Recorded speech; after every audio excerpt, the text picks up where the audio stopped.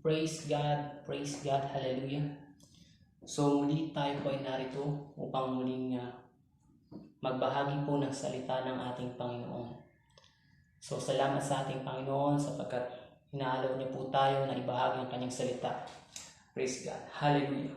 So bago po tayo magpasimula sa pangangaral ng salita ng Diyos, tayo po ay manalangin. Praise God, hallelujah. Hallelujah, dakilang Diyos na makapangyarihan sa lahat, Panginoon. Salamat sa hapong ito na iyo pong pinagkaloob na mangyari, Panginoon, na ibahagi ang iyong salita. Ikaw ang Panginoon na maluwalhati at maitaas at maparangalan, Panginoon, sa hapong ito. Gamitin mo ang iyong salita, Panginoon, at ang pagkakataon na ito upang marami kang iligtas na mga kaluluwa. Patuloy kang tumawag ng mga ililigtas, Panginoon ng God, sa pamagitan ng pagbabahagi ng salita mo, Panginoon.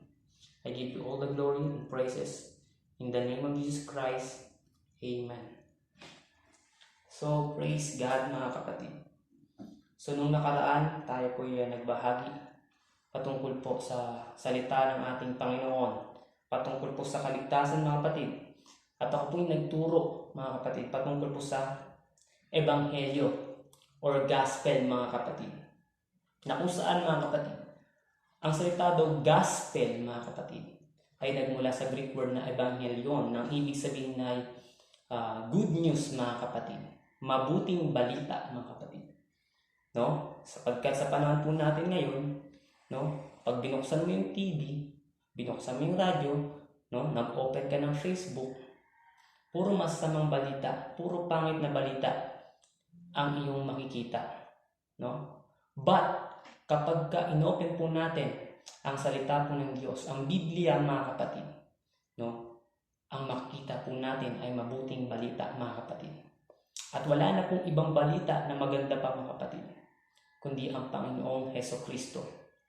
Ang salitang gospel, mga kapatid, ay nagmula sa English Saxon word, mga kapatid, na ang ibig sabihin ay the story concerning God.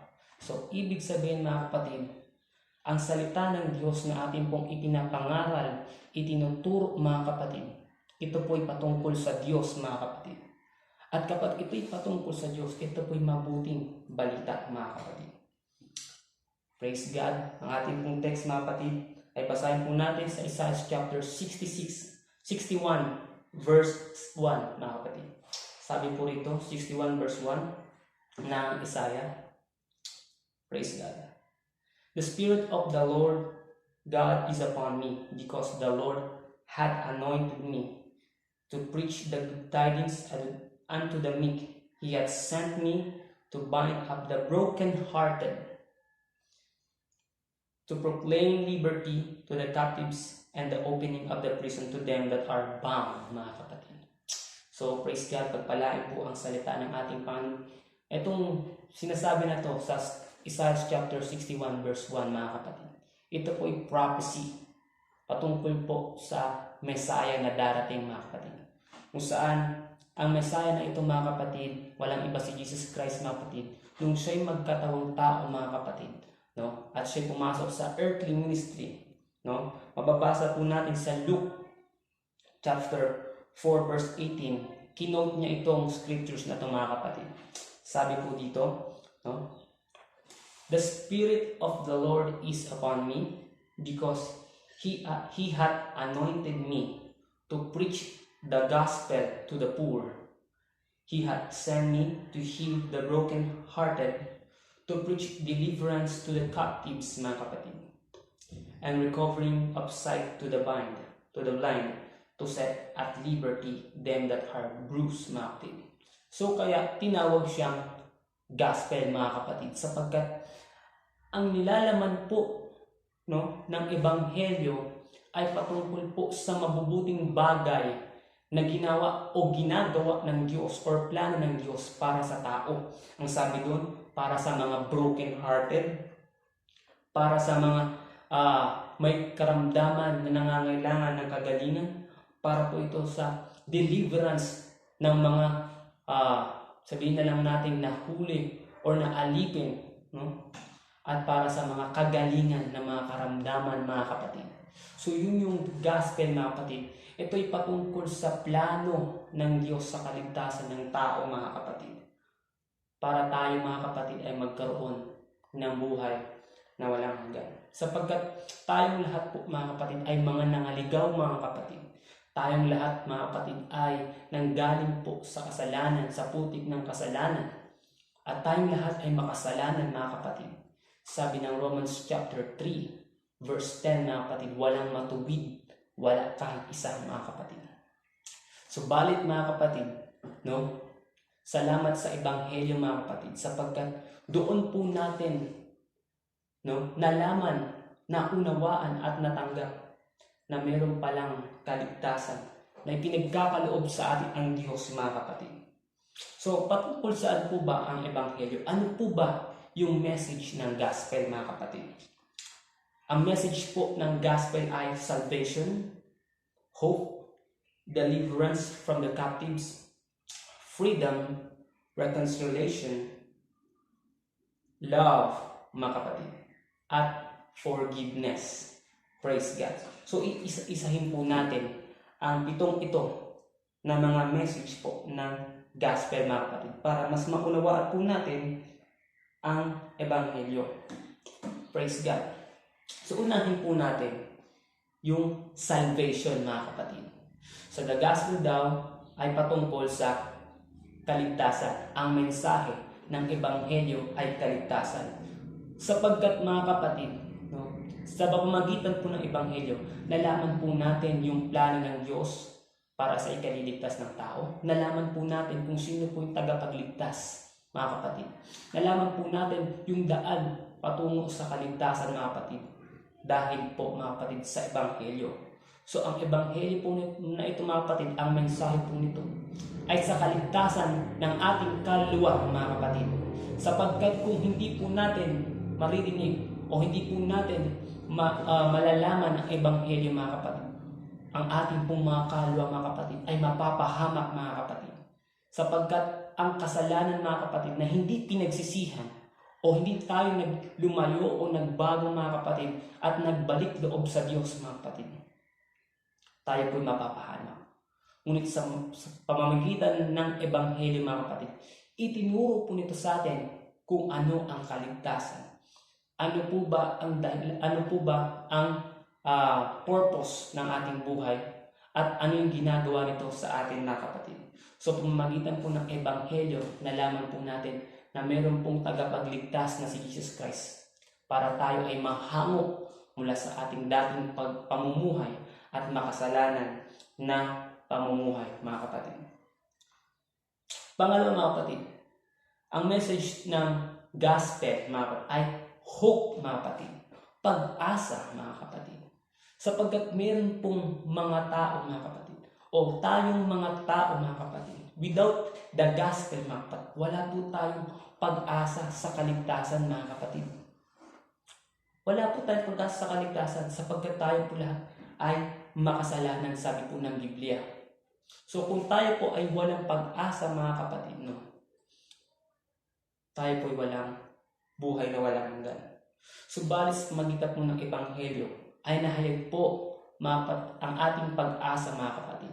No? Ang buhay natin noon ay madumi, mga kapatid. Ang buhay natin ay madilim, mga kapatid. No? Kumbaga, mga kapatid, malayo tayo sa Diyos, mga kapatid. Ang ating daan ay patungo sa kapahamakan, mga kapatid. Ngunit mayroong pag-asa, mga kapatid, na nahayag sa atin, mga kapatid.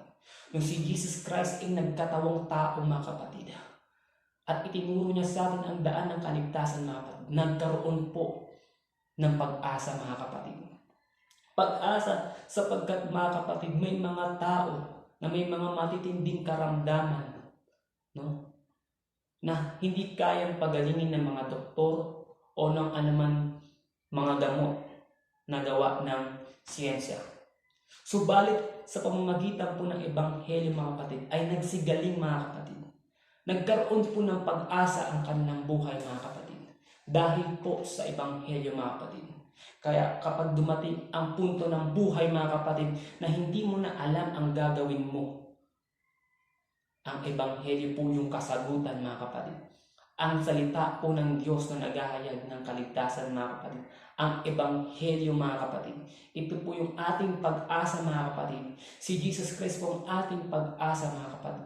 Hinahayag po nito, mga kapatid, na kahit maraming failure sa buhay na ito, maraming pagkakamali, maraming mga pangyayaring hindi maganda o pagsubok na siya humahamon sa ating pagkatao, mga kapatid, meron pang pag-asa. Huwag po tayong sumuko, mga kapatid, sa buhay na ito. Bagamat maraming mahihirap na mga problema at mga pagsubok, mga kapatid, pero dahil po sa Ebanghelyo, mga kapatid, meron pang pag-asa para mabuhay, mga kapatid. Meron pang dahilan, mga kapatid, para mabuhay sa mundong ito. Kapag nalaman mo po ang mabuting plano ng Diyos sa buhay mo, mga kapatid, doon natin mauunawaan, mga kapatid, at doon po natin makikita ang napakaganda, napakaliwanag, at napaka-buti, mga kapatid, na kinabukasan na inilaan ng Diyos para sa atin, mga kapatid. May magandang layunin ang Diyos sa buhay mo, kapatid. Kaya nga ipinapangaral ang Ebanghelyo para hindi po mawalan tayo ng pag-asa at malaman po natin na mayroon pong liwanag na naghihintay po sa atin, mga kapatid. Na after ng dilim, mga kapatid, mayroon pong magandang bukas, mga kapatid. Bawat kadiliman na pinagdadaanan po natin ay mayroon pong liwanag, mayroon pong umaga na naghihintay po sa atin. Yun po, mga kapatid, ay sa pamamagitan ng Ebanghelyo. Praise God. Hallelujah. Ang message po, ang pangatlong message po ng gospel, mga kapatid, ay deliverance, mga kapatid. Paghango, mga kapatid. No? Ang Israel, mga kapatid, nabasa ko kanina, mga kapatid, ng Israel ay 430 years po silang nabihag ng mga Ehipto. 430 years silang inalipin ng mga Ehipto, mga kapatid. 430 years po silang naghirap sa Egypt, mga kapatid. Pinagmalupitan, mga kapatid. At sila, mga kapatid, ay nanaghoy sa labis na paghihirap, mga kapatid, na dalamhati na kanilang naranasan sa Egypt, mga kapatid. At ang sabi ng Bible, mga kapatid, narinig ng Diyos ang panaghoy ng kanyang mga anak. At ang Diyos ay gumawa ng paraan upang magkaroon ng kaligtasan o deliverance sa kanyang mga anak ng mga Israelita, mga kapatid. No, ang Diyos ay sinugo, inappoint niya si Moises, mga kapatid, upang ihango o ialis ang bayang Israel sa Egypt, at dalhin sa land of promise, mga kapatid, na ipinangako niya kay Abraham, mga kapatid. At dahil nga sa kapangyarihan ng Diyos, sa mga kababalaghang ginawa ng Diyos sa Ehipto, mga kapatid, sa mga salot na pinakita ng Diyos, mga kapatid, mula sa tubig na naging dugo, sa palaka, sa mga palaka, sa mga langaw, sa mga salot, no? At iba't iba pang mga hindi magagandang pangyari o salot na dumating sa Egypt na naging dahilan para ang Ehipto ay mapasuko sa paanan ng mga Israelita, mga kapatid. Subalit, nung una, mga kapatid, nagmamatigas pa ang Pharaoh, mga kapatid. Ngunit ang Diyos pa rin ang nanaig, mga kapatid. Nung ang Diyos, mga kapatid, ay nagsugo ng angel of death, mga kapatid, at namatay, sabi ng Bible, mga kapatid, namatay ang mga panganay ng Ehipto, mga kapatid.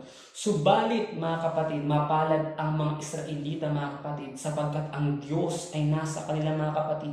Sapagkat nung oras, nung panahon, mga kapatid, na sila, mga kapatid, ang mga Ehipto, ay pinapatay ang kanilang mga panganay, mga kapatid, ng angel of death, mga kapatid. Ang mga Israelita ay nasa protection ng Diyos, mga kapatid, ng dugo na ipinahid sa mga damba ng kanilang mga pinto, mga kapatid. Kapag tayo, mga kapatid, ay nasa protection, nasa presensya ng Diyos, mga kapatid, wala po tayong dapat ipag-alala, sapagkat at we are protected by the precious blood of the Lamb, mga kapatid. At sa pamamagitan ng bagay na iyon, inihagong ng Diyos o inialis ng Diyos ang bayang Israel mula sa Ehipto, mga kapatid. Gayon din tayo, mga kapatid, nung tayo'y makaalam ng Ebanghelyo, mga kapatid. Ang dati nating pamumuhay ay punong-puno ng kasalanan, mga kapatid. Punong-puno ng mga bagay na hindi po kalugod-lugod sa harapan ng Diyos, mga kapatid. Subalit nang dumating ang Panginoong Kristo sa ating buhay, inalaw po natin ang Diyos na maghari sa ating mga puso, mga kapatid. Inihango niya tayong mga kapatid mula doon sa kadiliman tungo sa liwanag, mga kapatid. That's why Peter said, mga kapatid, but you are a chosen generation, a royal priesthood, a holy nation, a peculiar people, mga kapatid, that you might show His glory, mga kapatid. Hallelujah. So mga kapatid, tayo po mga kapatid ay hinango o na-deliver, mga kapatid, sa pamamagitan po ng Ebanghelyo. Praise God. Freedom, mga kapatid. Ito po ay isa sa mensahe ng Ebanghelyo, mga kapatid. Kapag ang isang tao ay alipin, mga kapatid, siya ay required or obligadong sumunod sa lahat ng gusto ng sa kanya'y umaalipin o pumapanginoon sa kanya. So yung umaalipin sa kanya, yun yung kanyang Panginoon or yung master, mga kapatid. At hindi makakatanggi ang alipin sa kanyang Panginoon. Ano man ang gustuhin ng Panginoon, yun ang dapat niyang gawin, mga kapatid. Tayo, mga kapatid, nung tayo'y wala pa sa ating Panginoon, tayo mga alipin ng kasalanan. Alipin tayo ng mga samot-saring mga pita ng laman at ng ano pang mga bagay na hindi pa kalugod-lugod sa ating Panginoon. Na siyang ating sinusunod, mga kapatid. Bagamat there are times, mga kapatid, ng ating buhay na gusto natin gawin yung kalooban ng Diyos. There are times, mga kapatid, na gusto natin maging mabuti o gumawa ng matuwid sa harapan ng Diyos. But hindi po natin magawa, mga kapatid, sapagkat ang kasalanan ang nagahari sa ating buhay, mga kapatid. At yun ang sinusunod natin, mga kapatid. Bakit, mga kapatid? Sapagkat tayo alipin ng kasalanan. Sabi ni Jesus Christ, mga kapatid, sa John chapter 8, mga kapatid, ang sino mang gumagawa ng kasalanan ay alipin ng kasalanan. But Jesus, mga kapatid, sabi niya, mga kapatid, sa John chapter 8, verse 32, if you shall know the truth, that truth shall set you free. Kung alam po natin ang katotohanan ang magpapalaya sa inyo. This is the gospel of Jesus Christ, mga kapatid. Ito po yung katotohanan, mga kapatid. Inihahayag po nito, mga kapatid, ang kaligtasan. Inahayag nito ang kalayaan natin, mga kapatid. Sa magitan po ng Ebanghelyo, mga kapatid, tayo po'y magkakaroon ng kalayaan, mga kapatid, mula sa makasalanang pamumuhay, mga kapatid. Sapagkat ang gospel, mga kapatid, ito po yung may kapangyarihan, mga kapatid, para mag-alis sa atin mula doon sa mga bagay na hindi kalugod-lugod sa Diyos. That's why sabi ni Jesus Christ sa John chapter 8 verse 36, if the Son shall set you free, you are free. Tayo po ay magkakaroon po ng kalayaan, mga kapatid, kapag ang Panginoong Hesukristo, mga kapatid, ay inalaw po natin sa ating buhay na maging Panginoon, mga kapatid. Ibig sabihin, kapag si Jesus Christ na ang naging Panginoon sa ating mga puso at buhay, mga kapatid, hindi na tayo magpapaalipin pa sa kasalanan. Hindi na tayo gagawa ng hindi kalugod-lugod sa harapan ng Diyos, sapagkat hindi na ang ating mga sarili ang masusunod o ang ating mga kasalanan, kundi ang Panginoong Hesukristo. Sabi nga, mga kapatid, sa Romans chapter 8 verse 1, therefore now there is no condemnation to those which are in Christ Jesus, does not walk according to the flesh, but after in the Spirit. Kapag tayo, mga kapatid, ay nasa ating Panginoong Hesukristo, wala na pong condemnation pa. Why? Sapagkat pinalaya na tayo ng ating Panginoon. Yun po ay sa pamamagitan ng Ebanghelyo. Praise God. Hallelujah, mga kapatid. Panglima, mga kapatid, na message ng gospel, mga kapatid, ay reconciliation, mga kapatid. Ano po ba ang ibig sabihin ng reconciliation? Reconciliation simply means restoration of relation.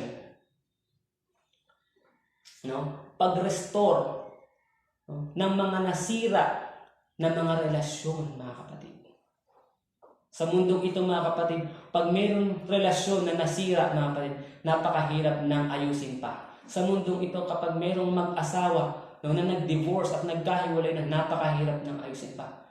Kahit maging sa pagkakaibigan, mga kapatid, kapag ang relasyon ng pagkakaibigan ay nagkaroon ng lamat, napakahirap nang ayusin pa, mga kapatid. So, ang reconciliation, mga kapatid, sa pamamagitan po nito ay nagkakaroon po ng muling pagkakasundo o ng restoration ng relation, mga kapatid, or ng relationship between two party, mga kapatid. Tayo po noon, mga kapatid, nung tayo namumuhay pa ayon sa mga sarili nating kagustuhan, nung tayo wala pa sa ating Panginoon, mga kapatid, tayo po, mga kapatid, ay malayo sa Kanya, mga kapatid.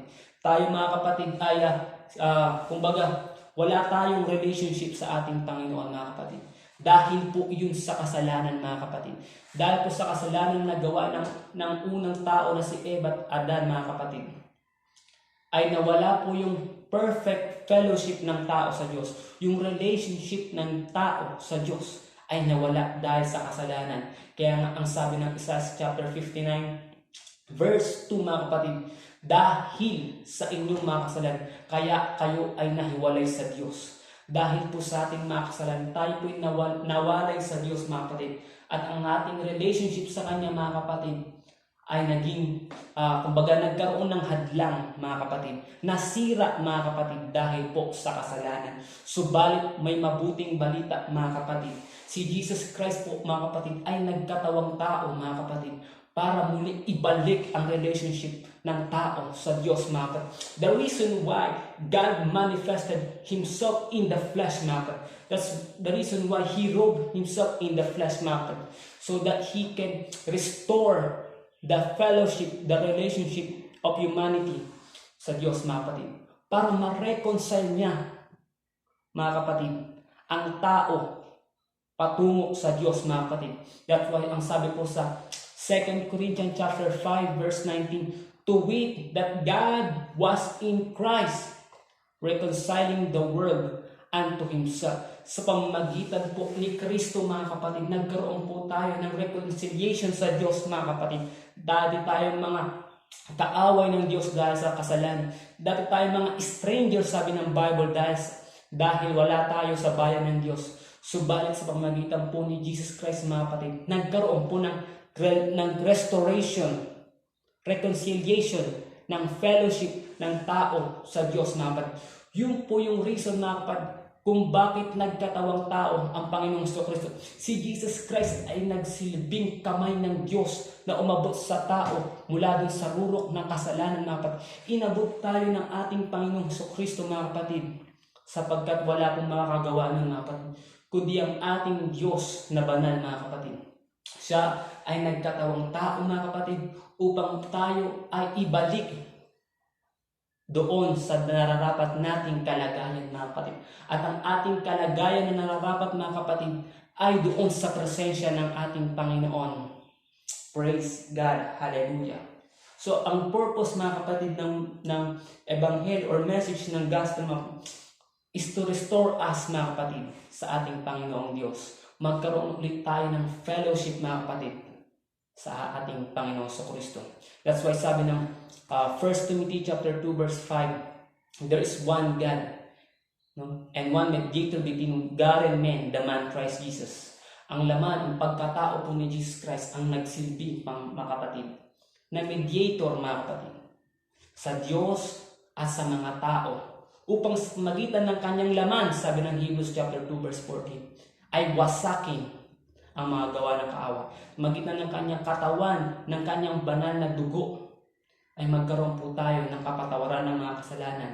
At kapag sa pamagitan ng dugo ay napatawad na tayo sa ating mga kasalanan, doon po magkakaroon ng restoration ng fellowship sa ating Diyos, mga kapatid. If you want relationship with God, mga kapatid, you need the gospel of Christ. You need Jesus Christ in your life.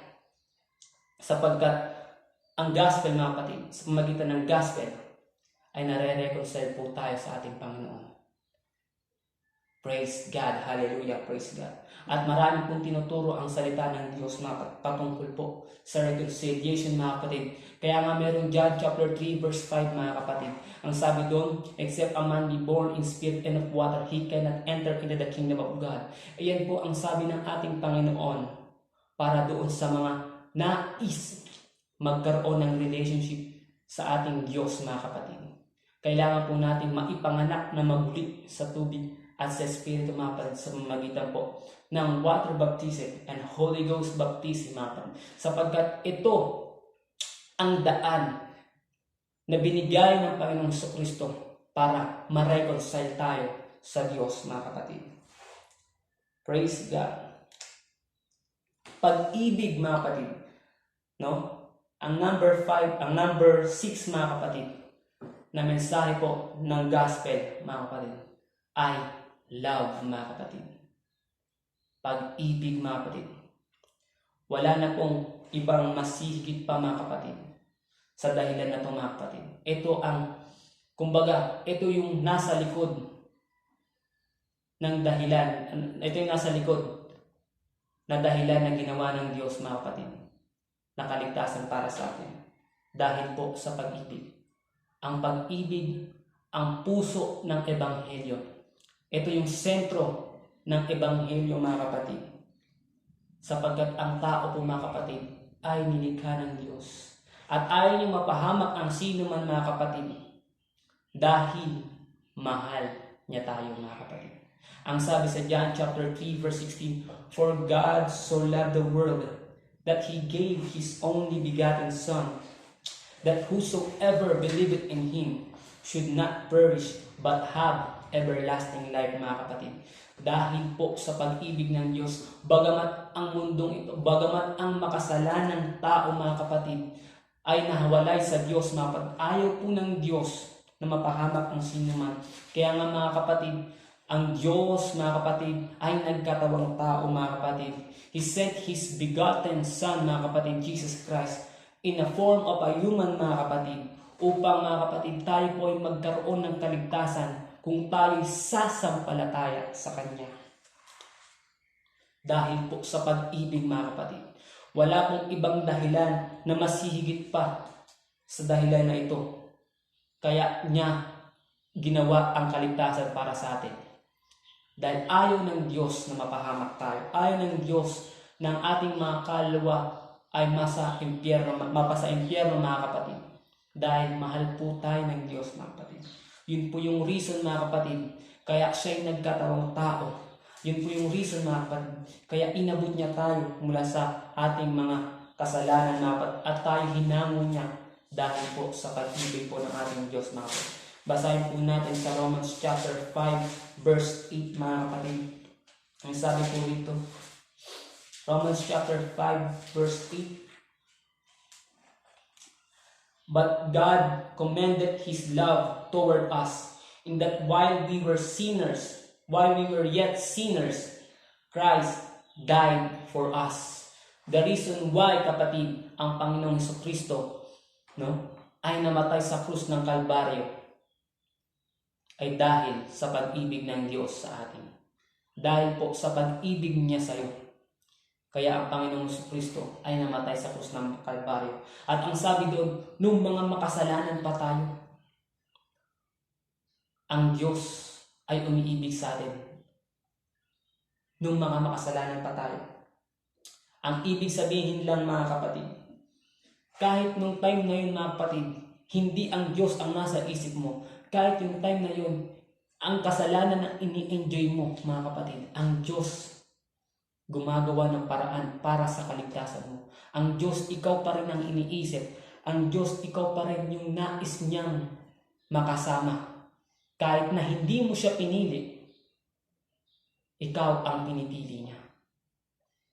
Pinili ng ating Panginoong Jesucristo mapako sa krus ng Kalbaryo at mamatay para sa iyo na hindi siya pinili. Yun po ang pag-ibig ng Diyos. Merong mga tao na kayang mamatay para sa kanilang mahal sa buhay. Merong mga tao na kayang gumawa ng mabuti para sa ibang tao na mga magtuwid. pero wala pong makakagawa na mamatay ka para sa mga masama. Mamatay ka para sa mga strangers, mga kapatid. At yun po ay ginawa ng ating Panginoong Kristo. Ganun po kadakila ang pag-ibig ng Diyos sa atin, mga kapatid. Are you broken-hearted, mga kapatid? Ikaw ba ay bigo, mga kapatid? God's love is enough, mga kapatid. The good news is, ang gospel po ay para sa iyo, mga kapatid. Kung babasahin po natin yung verse na binasa natin kanina sa Luke chapter 4 verse 18, mga kapatid, ang sabi doon, the Spirit of the Lord is upon me because He had anointed me to preach the gospel to the poor. He had sent me to heal the broken-hearted. Ang Diyos, mga kapatid, ang gospel, mga kapatid, ay para sa mga bigo, para sa mga broken-hearted. Ikaw ba ay broken-hearted, mga kapatid? Pagagalingin ng Diyos ang puso mo, mga kapatid.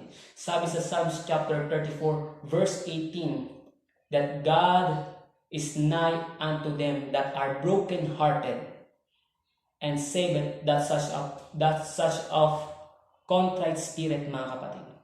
Ang Diyos, mga kapatid, ay malapit doon sa mga taong broken-hearted.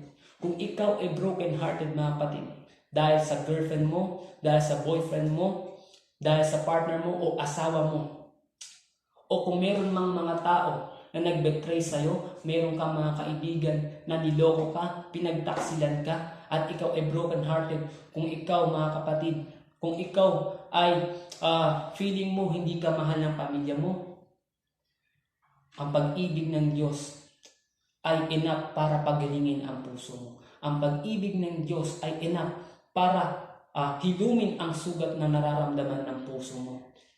Ang pag-ibig ng Diyos, mga kapatid, ay hindi po kayang abutin ng pagkaunawa ng tao. Kung ang kasalanan mo ay katulad ng barko, ang pag-ibig ng Diyos ay katulad ng dagat na malawak, mga kapatid.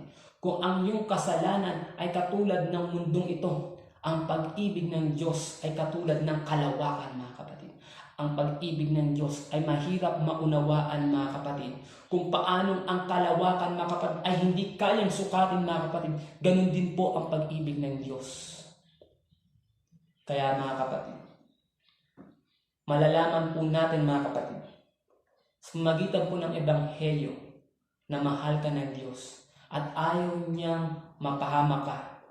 Kaya meron pong salita ng Diyos na ipinapangaral para maunawaan mo na merong magandang plano ang Diyos sa buhay mo. Jesus Christ is the center or the core of the gospel. Meaning, mga kapatid, si Jesus Christ po ang mabuting balita sa buhay mo. May mga katanungan ka na hindi mo kayang sagutin, Jesus Christ is the answer. May problema ka at hindi mo alam ang gagawin, Jesus Christ is the answer. Jesus said, mga kapatid, in John chapter 14, verse 6, I am the way, the truth, and the life. No one comes to the Father except by me, mga kapatid. Wala na pong ibang, mga kapatid.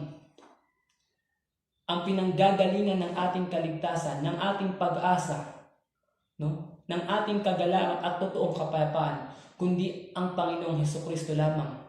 Kung ang Panginoong Hesukristo ay iaalaw mo sa buhay mo, ay wala ka nang hahanapin pa. Sapagkat sabi ng Colossians chapter 2 verse 10, and we are complete in Him. Ibig sabihin, kung ang buhay mo ay para bang kulang, mga kapatid, kahit ano pang gawin mo ay kulang pa rin at may hinahanap ka, si Jesus Christ po ang magpupuno sa buhay mo, mga kapatid. Praise God. Si Jesus Christ po ang daan, ang katotohanan, at ang buhay. If you want to be saved, you need Jesus Christ, mga kapatid. Hindi po ang religion, hindi po ang pera. No? At gaano ka pa kabait at maraming magandang bagay na ginawa, kung wala si Jesus Christ sa buhay mo, baliwala lahat ng iyon. So that's why you need Jesus Christ in your life, because He is the way, the truth, and the life, mga kapatid. Sabi na sa John chapter 8 verse 12, sabi ni Jesus, I am the light of this world. At sino mang sumusunod sa ating Panginoong Kristo ay hindi nalalakad pa sa kadiliman. No? Kung siya ang liwanag, mga kapatid, gaano man kadilim ang buhay mo sa oras na ito, kaya kang alisin ng Diyos diyan at dalhin sa kagilagilas na liwanag ng ating Panginoong Kristo. At mas maunawaan mo ang brighter future, ang abundant life, ang magandang purpose ng Diyos na inilaan sa buhay mo. Praise God. Praise God. Jesus Christ is the good shepherd, mga kapatid. Sabi ng John chapter 10 verse 10 hanggang 16, mga kapatid.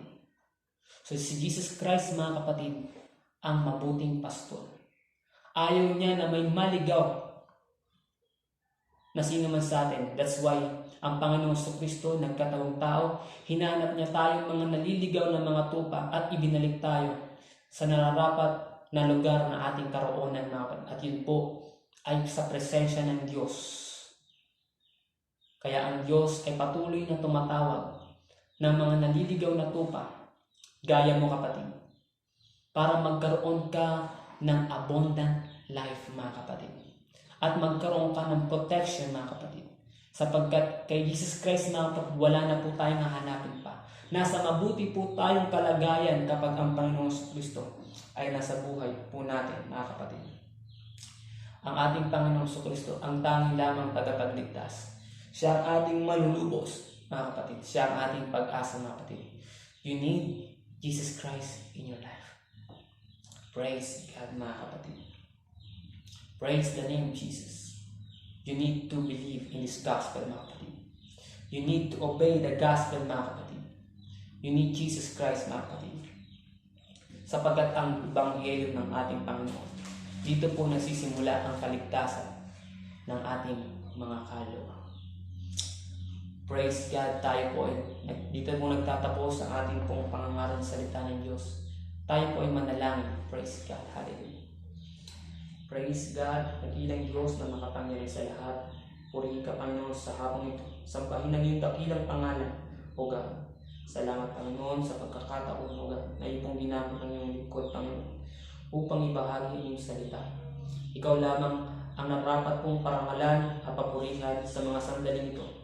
Sa mga oras na ito na pinangaral ko ang salita, ay dalangin ko, Panginoon, O God, na yun na po, Panginoon, hipuin ang mga puso ng mga karinig nito na makapanood ng video ito. Nawa, Panginoon, O God, ang mga makapanood ng video na ito, ikaw, Panginoon, O God, sa kanila'y tumawag, O God, at ika'y mangusap sa kanila, Panginoon, O God, upang sila ay magkaroon, Panginoon, O God, ng pagkaunawa patungkol sa kaligtasan, Panginoon, na ipinagkaloob sa bawat isa. Lord, O God, dalangin ko, Panginoon, O God, na patuloy mong gamitin ang iyong abang lingkod, Panginoon, upang ipahayag, alaganap ang iyong banal na salita. Thank you, Jesus, O God. Thank you for your word, O God. I give you all the glory and praises in the mighty name of Jesus Christ. Amen. Praise God.